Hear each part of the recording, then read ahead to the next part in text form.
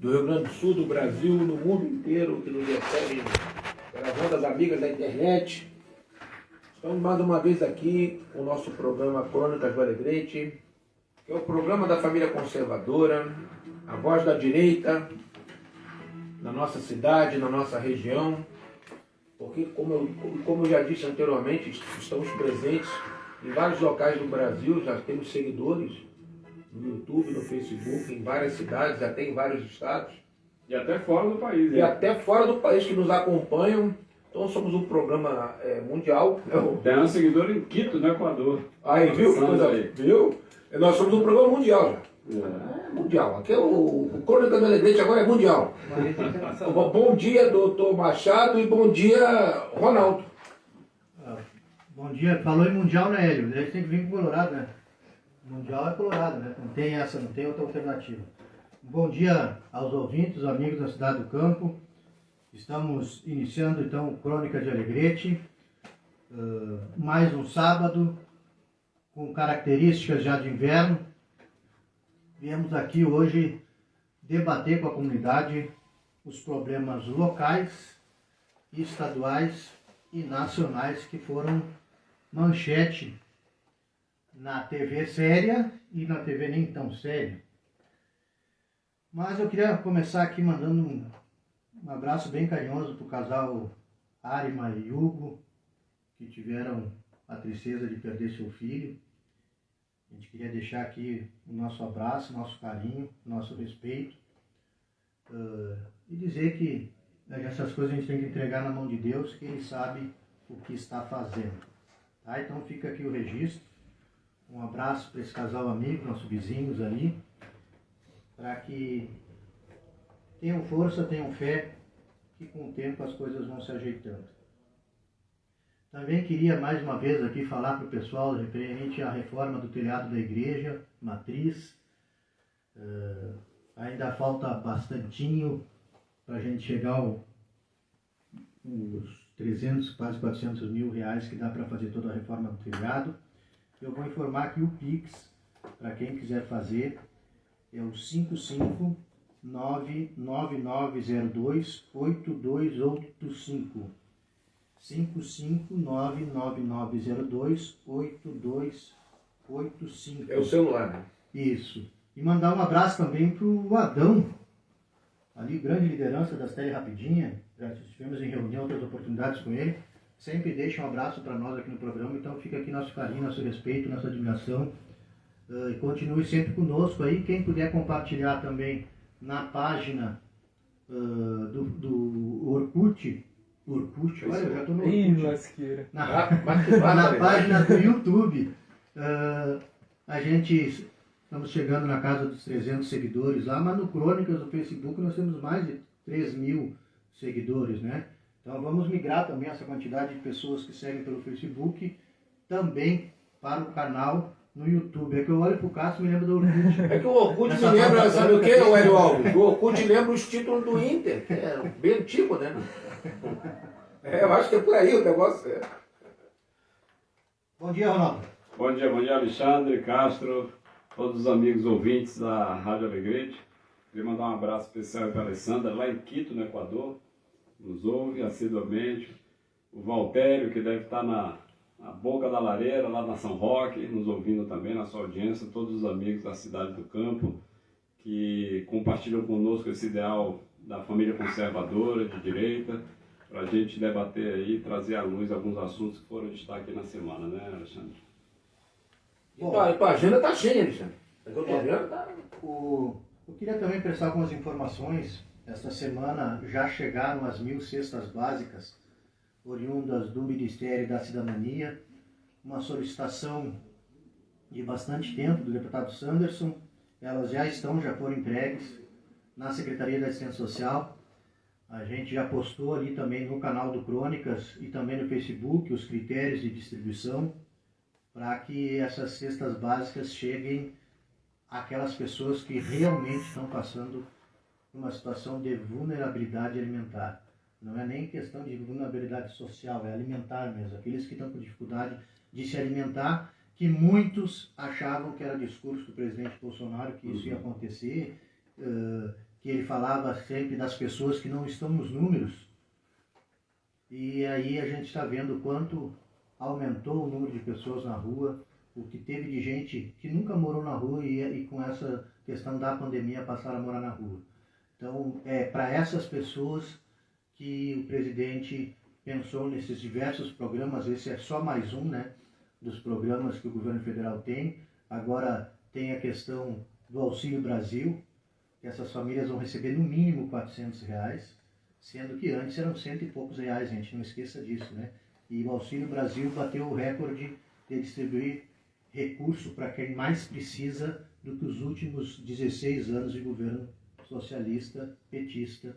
Em 2 anos, esse recorde foi batido nos últimos 16. Então fica esse registro também. E também eu queria falar a respeito do que aconteceu aí. Eu recebi até algumas ligações da Secretaria de Saúde referente ao programa Médicos pelo Brasil.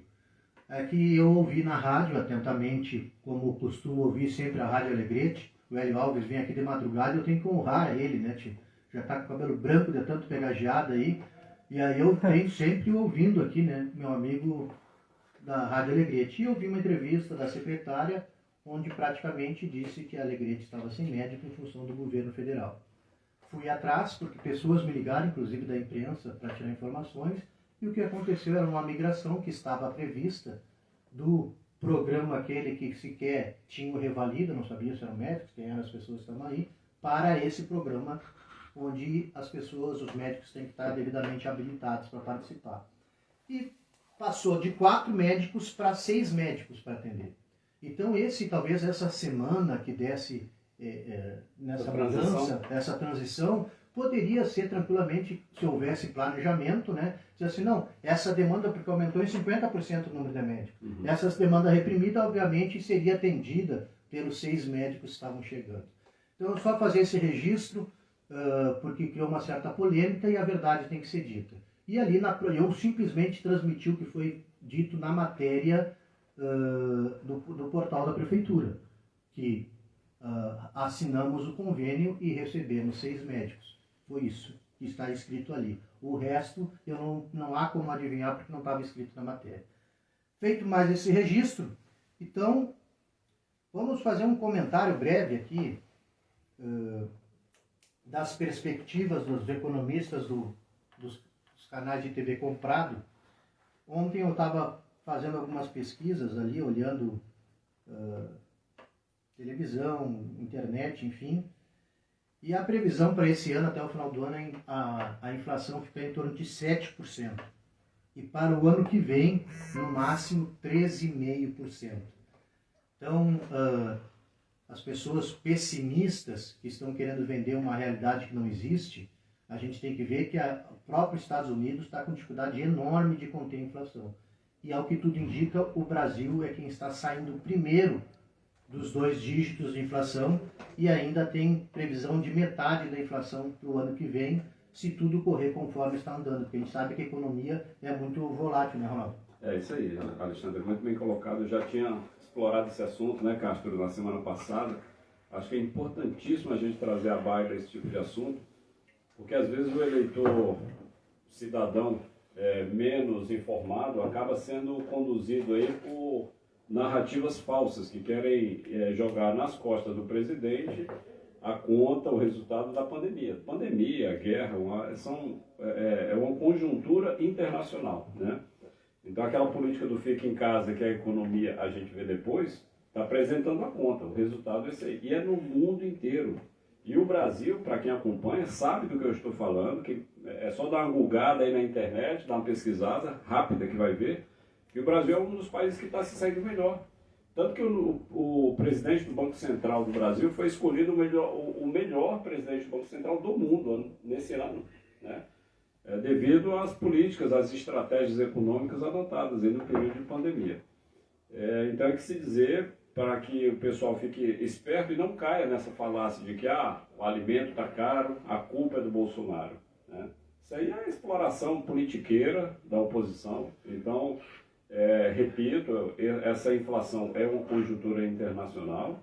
Os Estados Unidos, que é o país a maior potência capitalista do mundo, o maior mercado consumidor internamente ali, e obviamente o maior produtor de petróleo, e tudo que acontece nos Estados Unidos reverbera no mundo inteiro.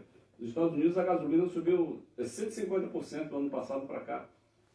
O Rodrigo Constantino estava comentando isso, ele mora nos Estados Unidos e estava comentando sobre isso. Então a realidade lá faltando leite, ninho, leite em pó nas prateleiras dos mercados lá, isso aí está causando um problema grande para o governo Biden. E graças às políticas adotadas aí pelo nosso governo federal, nós não tivemos desabastecimento. Essa política de transferência de renda para a população vulnerável é um caso de sucesso no mundo inteiro. Então isso aí também tem que ser considerado, as pessoas têm que abrir o olho para ficarem atentas, para não caírem nessas falsas narrativas aí. Né? Olha, esse problema da inflação é interessante, que é o seguinte, vários itens tiveram uma alta de preços bem acentuada nos últimos 2 anos, mas a gente sabe que a inflação que mais tem impacto na vida do cidadão é a dos alimentos, né? Do combustível, porque aí tem impacto no frete, no preço dos produtos em geral, também tem problema de transporte, enfim. Só que é o seguinte, o mercado, existe uma tendência natural do mercado se equilibrar com o tempo. A própria lei de oferta e procura, naturalmente, ela vai colocando as coisas no seu devido lugar. E o que a gente percebe? Que no Brasil, essa alta de alimentos foi a menor do mundo. Porque nós somos uma potência na produção de alimentos. Né? O Brasil é uma potência. Aquilo que eu gosto sempre de dizer, as pessoas já dizem, a carne está muito cara. De fato está. Em relação ao poder aquisitivo do povo brasileiro, a carne está cara. Mas só tem 3 lugares do mundo, viu, Ronaldo, que se come churrasco. É Brasil, Argentina e Uruguai. E atualmente Brasil, um pouco Uruguai, que a Argentina não está comendo mais carne. A inflação, nós tivemos, eu e o Alexandre, há uns 10 dias, lá numa cerimônia de aniversário do 22 GAC em Uruguaiana, e tivemos o prazer de conversar com um coronel do Exército Argentino, De La Torre, deixou até o contato conosco, uma pessoa muito simpática, um homem já vivido, né? Na minha faixa etária, dos 50 anos por ali, eu tenho um pouco mais, viu, Ronaldo? Não é muito mais, tá? Mas ele é um sujeito que falou pra gente, olha, desde que eu me conheço por gente, que a inflação na Argentina é alta, né? E reclamando bastante do governo socialista. E a gente percebe o seguinte, que ele falou, no comentário surgiu a seguinte notícia, que a previsão de inflação do Brasil, que será de 7%, né? A Argentina está prevista para 70%. E aí tem uma coisa interessante que eu gostaria de aproveitar o gancho, se você me permite, Castro. Esses governos aí ditos de esquerda, socialista, comunista, seja a bandeira que for, em geral eles já vêm com a seguinte proposta de tabelar preços, né? Política de controle de preços. Isso aí o que faz? Qual é a consequência? Some o produto do mercado. Some o produto da O produtor não quer produzir, ele tá levando ferro. O custo de produção dele está altíssimo, ele não pode repassar o custo, ele para de produzir, ele cruza o braço. E aí outra questão dos combustíveis que você falou também, que a gente já, ano passado, a gente tocou nesse assunto semana passada, a questão da Petrobras. Petrobras é uma empresa de capital misto, onde o acionista majoritário é o governo brasileiro, o governo federal, mas tem um monte de acionista ali, com funcionários ganhando aí por mês, não é por ano, por mês, 300, 400 mil reais. É isso aí. Então, assim, é uma empresa do Estado. Quando tem corrupção, como aconteceu no governo passado do PT, essa corrupção, esse rombo, quem é que paga? Somos nós. É o tributo, é o governo federal que tem como o tesouro cobrir e pagar todo o rombo que foi feito aí. Agora, o lucro fica na mão de quem? Dos acionistas. Não, então, o problema que tu falou dos acionistas da Petrobras, olha só, em relação ao combustível. O governo é 37%, né? Acionista majoritário é 37%. O restante são os minoritários, aspas, né? Porque existem fundos de pensão do Japão, que investem na Petrobras, fundos de pensão do governo americano. Ou seja, é um negócio muito rentável, né? Tem grandes corporações financeiras do mundo inteiro, que têm ações da Petrobras. Elas querem lucro, né? Claro, eles não querem saber, o povo brasileiro que paga a conta. Então a Petrobras, só qual é o destino da Petrobras, doutor Machado e meu amigo Ronaldo? O time da Petrobras é ser privatizada. Exato. Isso mas vai ocorrer mais dia, menos dia. Exatamente. Aí a esquerda... É a função estatal, né? A Petrobras não pode prever, uma estatal não tem que prever lucro. A função do estatal é o quê? Priorizar justamente o social, atender a demanda da comunidade, não o lucro. E ela está nessa contramão. Então, Não, a gente entende que tudo assim, ó, Ronaldo, ó, Petrobras, ela tem que ter um superávit, tem, por quê? Tudo na exploração do petróleo é caríssimo. Esses dias eu estava conversando com um amigo que trabalhou muito tempo em plataforma, o esposo de uma conhecida, e ele falou pra gente o seguinte, o Marcelo falou o seguinte, uma sonda daquela de perfurar, uma sonda, só aquela sondinha que vai na ponta do perfurador custa 750 milhões de dólares. Tá? Você para botar uma plataforma ativa hoje no mar é 7 bilhões de dólares. É muito caro, então você tem que realmente ter superávit, você tem que ter algum tipo de retorno para você manter toda essa estrutura. A Petrobras, ela está entre as 50 maiores petrolíferas do mundo, é uma potência. Mas para um pouquinho. Não pode o povo brasileiro também pagar uma conta de uma situação que é de mercado, né?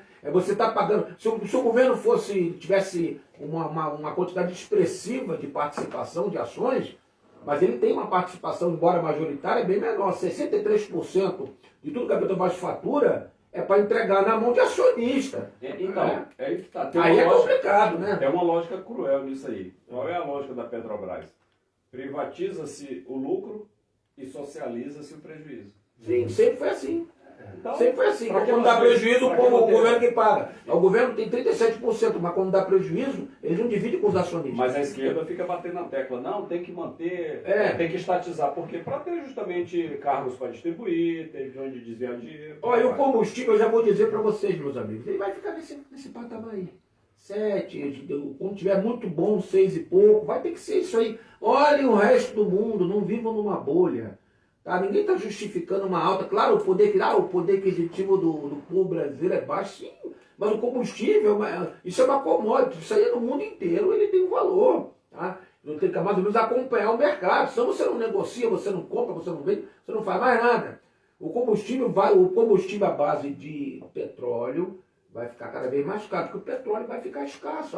Com o passar do tempo vai faltar petróleo e vai ficar cada vez mais caro. Por isso que desde ao mesmo antes o Brasil já está assinando uma série de acordos, tratados, para a gente fazer uma migração para energia Limpa, né? renovável, não poluente. Energia que não necessite tanto do combustível fóssil. Solar, tá eólico. Aliás, uma coisa que me intriga, viu, doutor Machado? Eu, quando era bem novo, na década de 80, surgiu o Proálcool. O Proálcool era exatamente para nos tornar autossuficientes na produção de combustível. Né? Etanol. Na época era o álcool, nem eles chamavam isso de etanol, né? Era o álcool, não sei o que lá. Bom, os carros, a década de 80, teve ano que 96% da frota que era vendida, carro novo, era álcool. Todo mundo comprou essa ideia. Aí do lá para cá, o álcool ficou praticamente o preço do combustível. Quer dizer, perdeu aquele subsídio, não sei se ele perdeu o subsídio do governo, ou é uma situação realmente de especulação de mercado. Eu vou mais pela segunda opção. Né? Os usineiros querem ganhar também, né? E inventam uma série de subterfúgios. No final, o etanol hoje, que poderia ser a nossa salvação, poderia ser a nossa autossuficiência, hoje ele é absolutamente inviável você botar etanol no carro, porque não... Se é uma questão complexa, mais. Ele consome muito mais, 30% a mais, então se ele não tiver 30% a menos, não vale a pena. E ele está praticamente o preço da gasolina.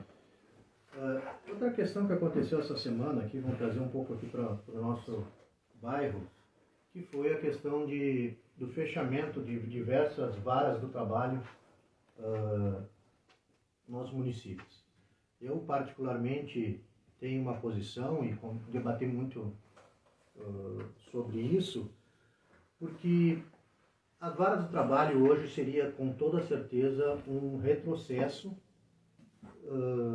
o fechamento delas. Até porque é o seguinte, sob o ponto de vista da eficiência, como é que nós vamos justificar um prédio novo em Alegrete sendo fechado? Então ele não era nem para ter sido iniciado, né? Mas a questão isso é uma preocupação que nós, pelo menos todas as pessoas que têm um viés conservador pensam, que é a partidarização das instituições públicas. Eu tive a oportunidade de falar na audiência pública aqui, após líderes sindicais falar. E ali eu tive uma certeza de que a Justiça do Trabalho, aos poucos, está se livrando de um viés ideológico muito forte. Porque eu ouvi os sindicalistas dizer que não estavam 100% satisfeitos com a Justiça do Trabalho. Então, na minha oportunidade, eu disse, olha, que bom, porque se no momento que eles estivessem 100% satisfeitos com a Justiça do Trabalho, é sinal que a balança estava desequilibrada. Porque não tem como tu atender somente uma das partes, 100% das vezes. Então, essa é uma preocupação que se tem, de que as instituições públicas são de todos nós, seja ele de direita, de esquerda, de centro, de céu, de terra, seja lá de onde for. Mas é de toda a comunidade. Agora, no momento que eu disse assim, não, a Justiça do Trabalho é nossa, de nós socialistas, então ela não tem mais função. Aí realmente ela não tem mais função. Porque a gente não perde a imparcialidade, né? Exatamente, então não tem mais função. Então essa é uma preocupação, as instituições, várias instituições, e hoje a gente está vendo as universidades, e isso acaba acontecendo que, às vezes, o que acontece? Quando eu venho aqui e digo, a Rádio Alegrete é da direita, tá? Aí muda o diretor da Rádio Alegrete, a Rádio Alegrete é da esquerda, aí vai chegar e vai dizer, não, eu vou tirar todos esses programas da direita. E é isso que acontece numa instituição pública. No momento que tu passa a dizer que ela é de tal partido, alguns políticos se apoderam, né? Eu mesmo sou funcionário do Instituto Federal, tem alguns políticos que se dizem donos dos Institutos Federais. E aí o que acontece? Muda o governo, fica aquela situação, um local de resistência. Não pode ser assim, gente. Os alunos que estão lá, os servidores que estão lá, são de 1001 partido, 1001 segmentos. E lá dentro não deve ser local de fazer política. Então, por isso que a gente vive seguidamente essas situações e a gente acaba hoje vendo a situação da Justiça do Trabalho. E é importante que se diga aqui, isso não tem nada a ver com o Poder Executivo. Isso foi uma resolução do Tribunal Superior do Trabalho que previu essa possibilidade de fechamento das varas de trabalho em inúmeros municípios aqui do Rio Grande do Sul. Alexandre, gostaria de aproveitar e fazer uma parte a respeito de partidarização, ou enfim, você cooptar de um determinado segmento político, cooptar a instituição. Né? É importantíssimo que se diga isso. As instituições públicas, elas não têm dono, elas são do povo. E, inclusive, a esse respeito, hoje eu fiz um comentário no artigo, no Jornal Expresso do Ano, a respeito da fala de quem? Do ministro do STF, Alexandre de Moraes, que diz o que ele falou? Que a internet deu voz aos imbecis. Né? Exatamente. Então, ou seja, vai na esteira do que você falou, que a esquerda acha que o tal tribunal é um instrumento de luta, ou tal órgão, ou enfim, um sindicato, ou seja quem for, né? É importante que se diga isso, é a gente entender que as instituições públicas, elas não podem ser tomadas de assalto por A, B ou C, né? Assim como a mídia, assim como a nossa liberdade de expressão num jornal, numa rádio, numa televisão, que verdadeiramente se diz livre, comprometido com a liberdade, tem que dar voz para a esquerda, para a direita, para o centro, quem quer que seja. E nós defendemos o direito à liberdade de todos, inclusive e principalmente daqueles que divergem da gente. Se eu defendo a liberdade, eu tenho que defender o direito de expressão, de liberdade de expressão, daquele que pensa diferente de mim. E o presidente tem seguido à risca isso. Exatamente. E o Alexandre de Moraes, então, o cabeça lisa, não dá para dizer o apelido dele, mas veio com essa pérola, que a internet deu voz aos imbecis. É que num país sério, o Brasil está lutando para que seja um país sério, né? É uma luta de muitos anos. Mas num país sério, o Alexandre de Moraes não seria ministro do Supremo. Exato. E num país sério, caso ele chegasse ao Supremo e fizesse esse monte de cagada que ele está fazendo, ele estaria preso. E que se diga também, ninguém, mais uma vez, é bom ratificar. Ninguém aqui, em momento algum, é contra o STF ou qualquer instituição. A gente é contra o indivíduo, a pessoa, ou melhor, os atos que aquela pessoa... E não é só o Alexandre de Moraes, hein? Não, porque atualmente ele está assumindo um triste protagonismo, né? Nessa luta contra o governo, essa militância contra o governo, mas aqueles que estão ali, pouca coisa se salva, sim, viu, Armando? Mas tem um trio aí, e olha só que coincidência. Os três estão na linha sucessória do TSE, que é o Tribunal Superior Eleitoral. O anterior foi o ministro Barroso, que passou a presidência do TSE para o Fachin, que vai passar agora, no meio do ano, para quem? Para o Alexandre de Moraes. Ou seja, olha só que loucura, né? Parece coisa do Brasil. Um ministro que declaradamente, nas palestras, em artigos, em entrevistas, ataca o presidente da República, né? Se posiciona politicamente contra o presidente, ele, o Fachin e o Barroso. Então, esse ministro, Alexandre de Moraes, vai presidir o Tribunal Superior Eleitoral durante as eleições para presidente da República. Tem coisa mais contraditória e suspeita do que isso? E outra, todo esse trio aí que a gente falou, Barroso, Fachin e Moraes, contra o quê? O voto auditável, a contagem de votos, a impressão dos votos, enfim, a urna, né, que está sendo questionada aí para o Paraguai apresentou lá o sistema deles, né, com contagem de votos. Pois é, e era possível ser feito aqui, mas o STF e o TSE vai contra. Mas eles fizeram bem semelhante ao que poderia ser feito aqui. Tem um voto eletrônico, mas imprime. Bota a impressora do lado. O dele não cai direto, deles imprime, ele olha, confere, dobra e põe no. Pois é. Mas eu acho que o povo brasileiro já sacou, viu? Que isso é uma grande fraude a caminho. O povo já deve estar antenado. O povo está bobo. Alexandre Castro, nossos amigos que nos ouvem, para a gente estar aqui em Alegrete debatendo isso, eu acho que já é um grande avanço. Antes a gente falava só o povo conhecia a escalação da seleção brasileira e não sabia nem quem era. Por isso que eles falam que a internet deu voz aos imbecis. Exatamente, nós os imbecis. Expôs as vísceras do poder. Sabendo muito isso. Expôs as vísceras do poder. Ao encontro do que foi dito aqui, aconteceu mais um caso sui generis do grande Kojak. Alexandre Moraes. Ele deu mais uma multa de R$105 mil ao deputado Daniel Silveira. Ao total, já chega um montante de R$645 mil em multa. A Lei de Probidade Administrativa, a famosa LIA, e vários outros falam a respeito disso, né, de uma pena que a pessoa não tem condições de pagar. Que isso pode ser considerado ato de improbidade administrativa, pode ser autoritarismo, né, abuso de autoridade e várias outras questões. Só que assim, qual é o argumento? E aí eu falo diretamente para as pessoas que trabalham no serviço público, vão entender o que eu estou dizendo. O argumento dele é exatamente o inverso do que seria o real e legal. Um decreto, uma lei, ela passa a ter vigência a partir da sua publicação. Princípio da publicidade. Antes da publicação, ela não tem vigência. Uma vez publicado, passa a ter vigência. O decreto de graça ao Daniel Silveira já foi publicado.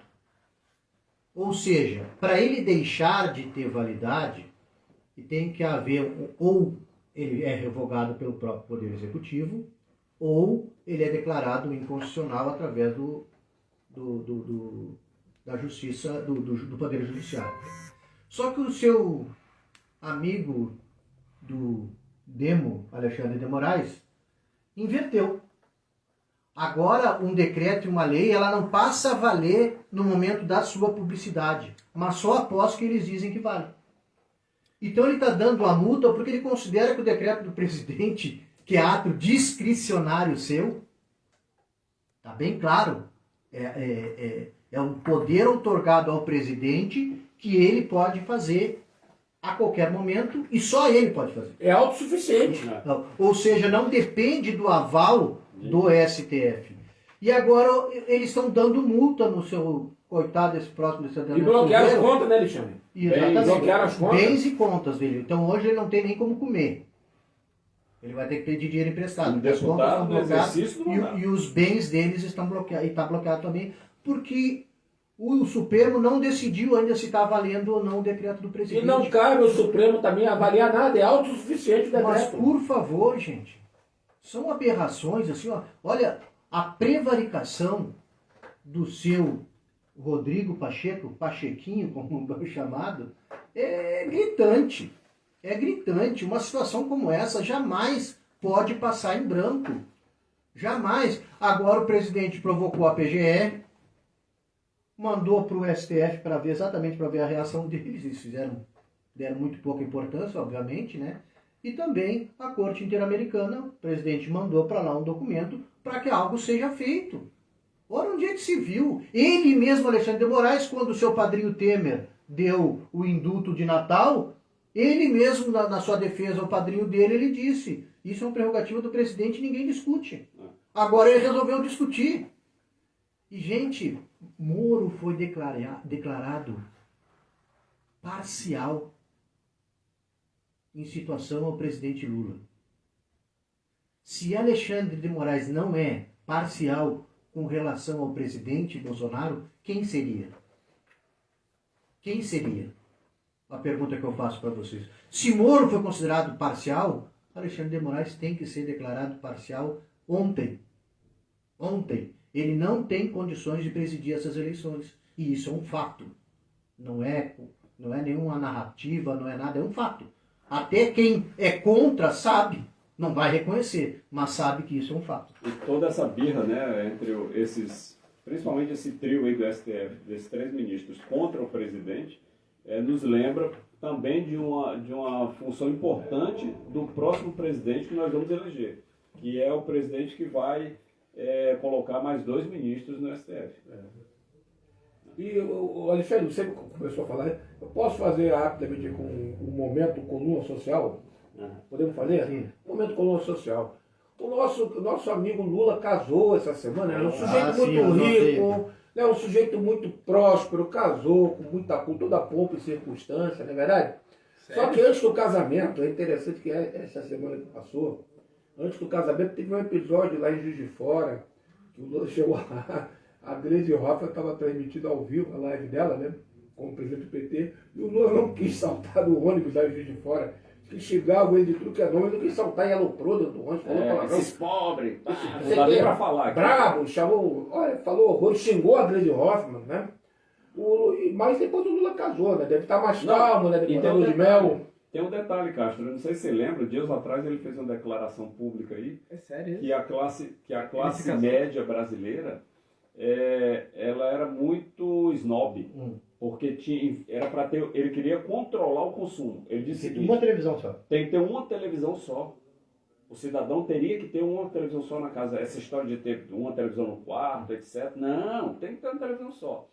E aí o casamento dele, que ocorreu agora dia 18, no meio dessa semana que estamos vivendo, que está findando. Pleno dia de semana, né? Pleno dia de Diz semana. que tinha 11 ilhas de quitutes. O estimado de gasto só em bebida é 100 mil reais. O Para 200 convidados. o casamento como um todo, 500 mil reais. Meio milhão de reais no casamento. Essa é a verdadeira face, meus amigos, da hipocrisia Será que da tinha algum esquerda. pobre lá? Será que tinha algum classe média? Quem que pagou essa conta, hein? Os amigos. Ele disse que a bebida foi doada por um amigo A e amigo B. A casa que ele está morando em São Paulo é um sobrado de 700 metros quadrados, que não é declarado o valor, mas de aluguel, mas o pessoal fuçou aí dos pedidos, viram que o aluguel, ela estava para ser alugada ano passado pela bagatela de 20 mil reais por mês. Então esse é o cara que vem defender os pobres, é o pai dos pobres. Então caiam na real, senhores. Mas esse então, povo da esquerda é assim, ó, tudo para mim, riqueza para mim e pobreza para você. Então agora vai ao encontro, a gente vai dizer de onde é que saiu esse dinheiro. O TRF3, Tribunal Regional Federal, confirmou a sentença, em primeiro grau, condenatória ao seu Luiz Inácio Lula da Silva, e também, através da empresa de palestra deles, LILS Palestras. É um picareta, né? Tá? E por que ele foi condenado? Porque entre 2011 e 2015, ele recebeu 27 milhões de reais para fazer 72 palestras. Meu Deus. E quem pagou essas palestras foi nada mais, nada menos que as empreiteiras que estavam fazendo as obras da Copa, as obras das Olimpíadas, enfim. Aí ele foi condenado a devolver 19 milhões, por enquanto, que foi o que conseguiram levantar, que ele recebeu ilicitamente, certo? E também ele está chorando que ele vai ter que pagar 829 mil de honorários sucumbenciais para os procuradores, enfim, de quem estava acusando. Então, gente, porque as pessoas acham, não, o Lula não é ladrão. O que ele foi absolvido, ele não foi absolvido, foi decretada a nulidade do processo. Quanto ao mérito, ele foi condenado. Aí alegaram essa parcialidade do Sérgio Moro, e depois que tramitou em todas as instâncias o processo, o seu Fachin resolveu dizer que o foro de Curitiba era incompetente para julgar as ações, e sim o foro de Brasília que deveria ter julgado. Ele descobriu isso com um argumento de preliminares desde o primeiro momento do advogado do ex-presidente Lula. E agora, depois lá no final, eles resolveram dar, porque daí não teria tempo hábil de andar todo o processo, e ele, com a idade dele, ele foi beneficiado com a prescrição. Então, isso que eu estou dizendo aos senhores e às senhoras é a prova de que houve furto. Nem sei se não houve até ameaça, não dá para dizer se foi roubo. Mas houve desvio de dinheiro, sim. Está comprovado, sim. Ele está devolvendo dinheiro, sim. Algum ele tem amigo vai devolver? condenação, sim. Eu acho que algum amigo vai devolver esse dinheiro, Então, hein? gente, é só para vocês terem uma noção. 27 milhões por 72 palestras. Há quem diga que ele não fez nenhuma, viu, Ronaldo? Sim. Há quem diga que nunca deu palestra. Palestrante mais caro no isso Brasil. aí. É uma autoridade, detalhe. Mas o Lula não é ladrão, o Lula é uma pessoa maravilhosa, é o cara que vai revolucionar o país, né? Vai colocar o Brasil de volta nos trilhos. É uma E brincadeira, é um né? cara que é jocoso, ele brincava, ele dizia que negócio de ler, de estudar não é com ele, né? Mas é um baita palestrante. Mas vamos lá. Então, isso é importante o pessoal ver, porque todo mundo acha que o presidente Lula foi absolvido. Não, ele na verdade deram uma manobra do STF que desconsiderou que ele tinha sido condenado, que ele realmente, as provas eram contundentes. Como eles não tiveram cara de absolver ele pela questão do mérito do processo, eles procuraram uma nulidade processual completamente equivocada e injustificada para anular o processo dele, sem que tivessem que mexer nas provas, porque elas eram muito contundentes. Então, esqueçam, isso é uma narrativa. Ele está devolvendo dinheiro, ele tem condenação, só que essas condenações agora estão em primeira instância e vão seguir tramitando novamente, porque as que chegaram no STF, o STF botou por baixo do tapete. Eu vou falar só uma coisa rapidinho, olha aqui, ó. Para quem não sabe, o Lula é mau. Lula é um canalha, Lula não gosta de gente, Lula não gosta de pobre, Lula não gosta de ninguém. Como dizia a Marilena Chauí, né, que é amiga dele, e ele estava na palestra ao lado dela rindo, quando ela falou o seguinte: eu odeio a classe média. O Lula é um canalha, é um bandido, é um cara ruim, mau. Isso dito por todas as pessoas que conviveram com ele, pelas ex-mulheres. O Lula é mau, é um sujeito perverso, tá? E esse cara que muita gente no Brasil hoje quer colocar de volta na presidência. Aquilo que eu sempre digo aqui, a esquerda poder ter a dignidade de concorrer com outro candidato.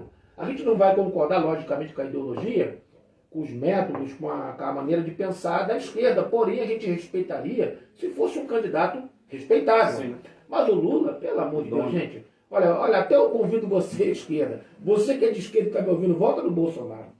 Eu gostaria de aproveitar aqui, já que a gente está se aproximando do fim do programa, Alexandre, Castro, os nossos ouvintes, tratar de dois assuntos aí que tomaram a pauta aí da mídia brasileira nos últimos dias, nessa semana. O primeiro é a cassação do deputado estadual de São Paulo, Arthur Duval, o famoso Mamãe Falei, né, que se elegeu na esteira do Bolsonaro, e quando ele foi o mais votado no estado de São Paulo, aí ele foi lá na Ucrânia, dizendo, né, ir numa missão humanitária, arrecadou uma grana preta lá em São Paulo, numa campanha que ele fez. Quando chegou lá, parecia que estava como o pessoal fala aí, na Ucrânia Fashion Week. Aí dizendo que aquelas mulheres lindas e tal, e soltou essa pérola. Disse que as ucranianas são fáceis porque são pobres. Então, por conta dessa declaração dele, que vazou no WhatsApp, foi cassado essa semana. Aí ele renunciou antes, né? Renunciou antes, mas foi cassado por causa dos direitos políticos. Né? Arthur Duval? Arthur Duval. Foi cassado durante os próximos 8 anos, está inelegível. E o assunto que ontem tomou conta, foi trend top no Twitter, é o Bolsomusk. Né? Então, para quem não sabe, o bilionário, o homem mais rico do mundo, Elon Musk, o americano, esteve ontem no Brasil para uma série de eventos a respeito de tecnologia, conectividade, internet, enfim, proteção da Amazônia, etc., a convite do ministro Fábio Faria, e o Bolsonaro foi lá cumprimentá-lo e conversar com ele, e isso aí virou trend topic no Twitter. Por quê? Então, para o pessoal entender, o Elon Musk, que é o homem mais rico do mundo, era o queridinho da esquerda, porque durante toda a vida dele ele se declarou democrata. E lá nos Estados Unidos, entenda-se, democrata é de esquerda, né? O Partido Democrata lá é como se fosse uma espécie de PSOL. Então ele sempre votou nos candidatos de esquerda para presidente. E o que aconteceu? Nos últimos meses, principalmente, nos últimos anos, por exemplo, um fato muito emblemático foi a exclusão do Twitter do então presidente em exercício Trump, lá nos Estados Unidos, por conta do que ele falava, que a voz da direita, como sempre, sendo calada pelas big techs, aí, pelos metacapitalistas. Então, o que aconteceu? Ele foi banido, o Trump. O Elon Musk, esse negócio não está legal. A liberdade de expressão está sendo cerceada, então eu não sou a favor disso. O que ele fez? Como o homem mais rico do mundo, propôs a compra do Twitter por 44 bilhões de dólares, se não me engano. E essa compra aí, esse negócio está se desenrolando, ainda não está 100% efetivado, mas o simples fato de ele ter sinalizado a compra do Twitter, mas para quê? Para manter a liberdade de expressão de todos os cidadãos. Inclusive, ele falou que no momento que ele efetivar a compra do Twitter, ele vai restabelecer a conta do ex-presidente Trump. Então, o simples fato dele ter dito, olha, eu não estou de acordo com essa história de cancelamento, dessa política de cancelamento, de silenciar os opositores, de silenciar a direita conservadora. Não estou de acordo com isso. E o simples fato dele ter mudado esse posicionamento, ter expressado isso, ele virou uma espécie de pária, virou um inimigo. Então, hoje em dia, o mundo inteiro, a mídia, todo mundo se voltou contra ele. Ele, que era o queridinho, que estava em tudo que era palestra e evento e visto de uma forma positiva, agora virou uma espécie de pária, né? Um ser abjeto. Pelo simples fato de ele estar trabalhando em prol, digamos assim, da liberdade de expressão. E o Bolsonaro ontem, durante a sua fala, com ele do lado, isso aí está na internet para todo mundo ver, falou, até brincou ali, disse que o Elon Musk era o mito da liberdade.